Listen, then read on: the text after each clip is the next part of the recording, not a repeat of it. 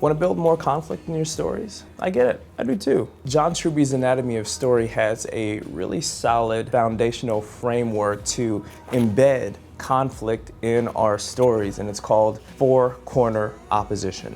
So we're about to learn what four-corner opposition is and how we can use it to make our stories juicier, richer, and more meaningful to our audience. So most of us are familiar with standard opposition, right? Our hero and our antagonist fight for the same goal. Let's take Aladdin, for instance, right? Aladdin and Jafar both want the lamp. So for Aladdin to become the person he's supposed to be at the end of Act 3, we need Jafar and Aladdin's world at large to really apply constant pressure on Aladdin so that he's forced to change. According to Truby, how we build conflict and put pressure on our main characters depends on how we distribute attacks to our hero. In simple stories, a hero only comes into conflict with one opponent. This is standard opposition or simplistic opposition. So this is a physical representation of simplistic opposition. You've got your hero on one side and you've got your main antagonist on the other. And let's just say this long line between them represents how they are attacking one another. Now, standard opposition is clear and it's easy to understand. It can be real good for a TikTok reel or a YouTube video, but when it comes to writing a book or a screenplay or a feature film, kind of falls short. Because Truby argues that it doesn't let you develop a deep, meaningful series of conflicts, and it doesn't let the audience see your hero acting within the context of a larger society. So Truby believes that simplistic opposition kills any chance at depth, complexity, or the reality of a human life in your story. Enter four-corner opposition. For this conflict building technique, you need your hero, a main opponent, and at least two other secondary opponents. We can add more opponents if they serve an important story function. So let's put our hero and his three opponents along each corner of this box. So they take up different corners of this box because they are all as different from each other as possible. So the space between these characters represents how different they are from each other. So Truby outlines 5 guiding principles to maximize the effectiveness of using four-corner opposition. Number 1, each opponent should use a different way of attacking our hero's great weakness. Attacking our hero's weakness is one of the main purposes of our opponent. And one really cool way to distinguish one opponent from the other is how they attack your hero. We've got to give each enemy a unique way of attacking our protagonist. Remember, this arrow is our enemy's means of attacking our hero.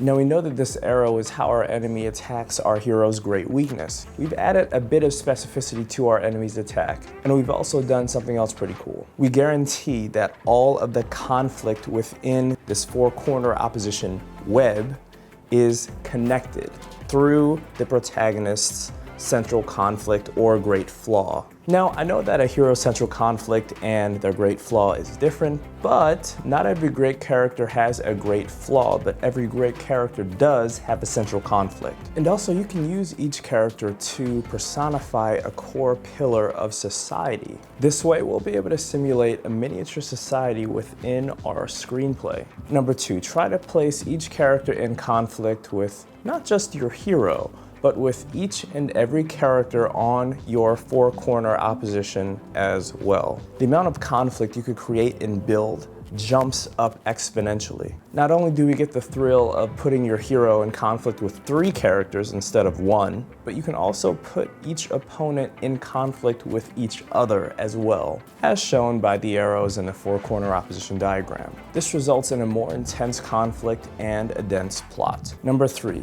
put the values of all 4 characters in conflict as well. So great stories isn't just conflict between characters, but conflict between characters and their values they hold dear. Now, when a hero experiences change, opponents force them into changing basic ideas about the world and how the world works, leading them to a new moral action. Now, a good opponent has a belief system that comes under attack as well. Now, the beliefs of the hero doesn't have meaning and don't get expressed in the story unless it comes into conflict with the beliefs of at least one other character, preferably the opponent. In standard opposition, 2 characters, usually the hero and the opponent, fight for the same goal. And as they fight, their values and their ways of life come into conflict as well. Now let's take The Little Mermaid, for instance. Notice Throughout Act 1, Ariel is primarily in conflict with King Triton.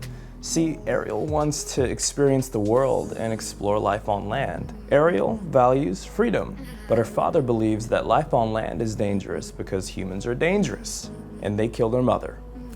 King Triton values safety. Now, freedom and safety, for all intents and purposes, are basically their opposites. So King Triton forbids her from going on land. But let's not forget Ariel's main opponent, Ursula. And throughout the film, we've come to notice that Ursula values power, and she's willing to use all of her magical abilities to give Ariel a life on land so that she can eventually use her hold over Ariel to manipulate King Triton into giving Ursula his Triton so that she can achieve more power. So with Four Corner Opposition, we can really see that each character can be used to express a different, unique value system. Each way of life that can come into conflict with three other ways of life.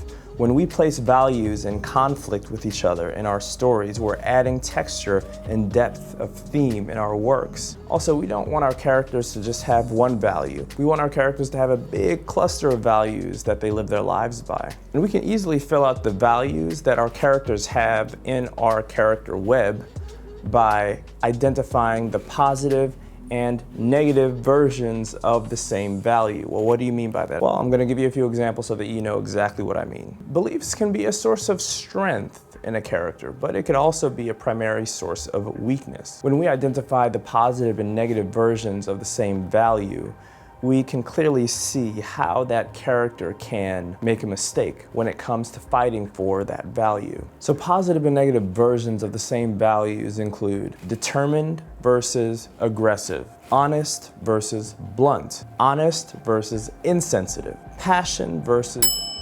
We've all seen Aladdin here, right? So we know that Aladdin is ambitious, and ambition is a positive value. Most of us believe that it's a good thing to be ambitious. He desires to be somebody, right? He wants some wealth, and he wants to be with the princess. He's ambitious. Now, what is the negative version of that same value? What is the negative version of ambition? Jafar has it. Correct. It's greed, right? Greed. Jafar is greedy, and he exemplifies this perfectly. Number 4, push the characters to the corners. When creating Four Corner Opposition, put your hero and his 3 opponents into one of these 4 corners of our box. Then we're going to attempt to make each character as different as possible from the other 3.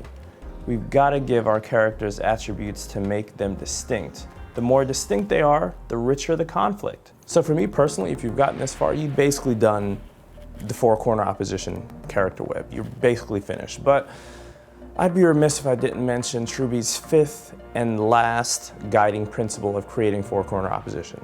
Once you've got your basic 4 corners, he wants us to consider extending that pattern to other levels of the story. You might see 4 corner opposition within a society, you might see 4 corner opposition within an institution, you might see 4 corner opposition within a family, or even 4 corner opposition within the same character. If you've gotten any value from this whatsoever, please like it and subscribe. There's more videos coming out soon. It's always a pleasure chatting with you guys.